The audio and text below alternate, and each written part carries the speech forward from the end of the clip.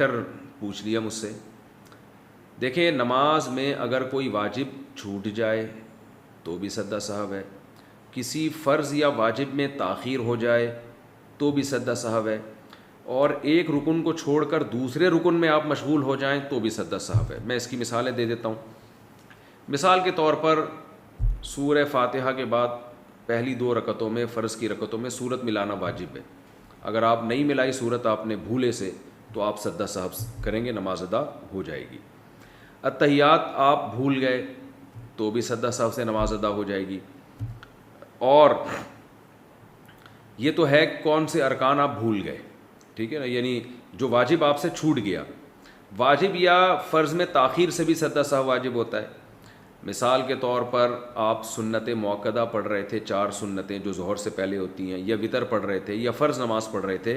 दूसरी रकत के बाद आपने अत्तहियात पढ़ के खड़े होना था, लेकिन आप खड़े नहीं हुए, बल्कि आप दुरूद शरीफ पढ़ लिया आपने ख़ास मकदार तो अला आली इब्राहीम तक आपने आली जो है ना, अल्लाहुम्मा सल्ली अला मुहम्मदिन व अला आलि मुहम्मदिन कमा सल्लैता अला, यहाँ तक आपने दुरूद शरीफ पढ़ लिया तो ताख़ीर से आप पर सद्दा साहब वाजिब हो जाएगा। लेकिन नवाफिल में ताख़ीर से नहीं होता। नवाफिल में 2 रकत के बाद दुरूद शरीफ पढ़ लें तो भी कोई हर्ज नहीं है। इसी तरह आपने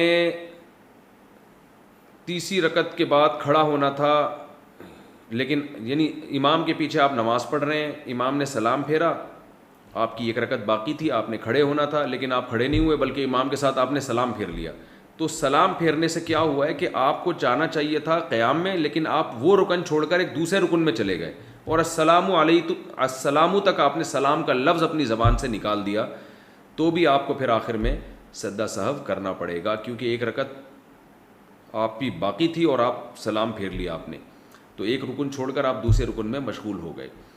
तो ये कुछ अहकाम हैं जो आम तौर पे लोगों से गलतियाँ हो रही होती हैं, तो इन गलतियों में आप सद्दा साहब करेंगे तो नमाज अदा हो जाएगी।